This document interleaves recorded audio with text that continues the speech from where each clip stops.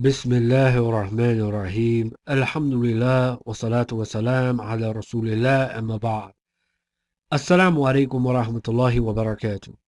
We here at Arabic Virtual Academy welcome you back to this particular set of videos in which we are talking about the issues or the point behind the whole of the legislation. Because this is an issue we feel as though hasn't been fully explained to a lot of the Muslims. And this is something that we need to understand. We need to understand the importance of the legislation of Islam. Why did Allah subhanahu wa ta'ala go through sending down prophet after prophet after prophet? Why did Allah subhanahu wa ta'ala send down risala after risala after risala, or message after message after message? There's a reason behind it. There's wisdom behind it. And this is the fact that Allah subhanahu wa ta'ala, He knows what's good for us, even more than we know what's good for ourselves. So being as though this is the case, and that our intellect always isn't enough for us to understand what's a benefit to us and what's not a benefit to us, Allah subhanahu wa ta'ala, out of His mercy and His love, sent down instructions. He says, do this and you will be successful, and stay away from this and you will stay away from harm. And this is the purpose of the legislation. It's for our own good. You will see that the scholars of Islam, they explain that there are certain principles that we find inside of the legislation, that if we all just took a minute to understand these principles, then it would affect our hearts, how we feel towards this religion, our love towards Allah and His Messenger. And in this particular series, we're going to talk to you a little bit more about some of these things. And just to name a couple of them for right now, and inshallah, as you know, as usual, we're going to get into each one of these things in detail in the future videos. But we're just going to name some of them so you'll know generally what we're going to be talking about.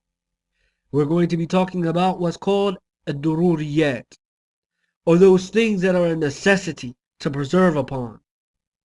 There are 5 of them for those of you who know. We're talking about the religion. We're talking about the individual's lives. We're talking about the intellect. We're talking about lineage. And we're talking about money.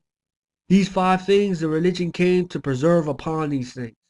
Because without these things, there can be nothing but fasad or corruption and destruction.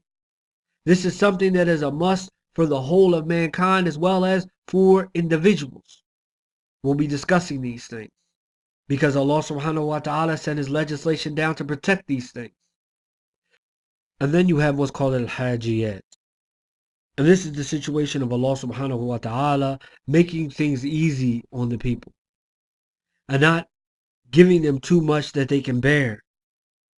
And the fact that Allah subhanahu wa ta'ala in many times and many situations, He's raised hardship off of people and given us ways to go about doing things because they may be too hard on us to do them. And this is what they're talking about when they say al-hajiyat. Allah subhanahu wa ta'ala sent down the legislation for this purpose as well. And He also sent down the legislation to preserve upon what's called at-tahsinat. And these are things dealing with makarim al-akhlaq, or good mannerisms, and al-adat al-karima, and the good customs of the people. Allah subhanahu wa ta'ala sent down this legislation to preserve upon all of these things, and these are what we're going to be talking about in the upcoming videos. And we ask you to keep us all here at Arabic Virtual Academy in your dua. Jazakum Allahu khair. Assalamu alaikum wa rahmatullahi wa barakatuh.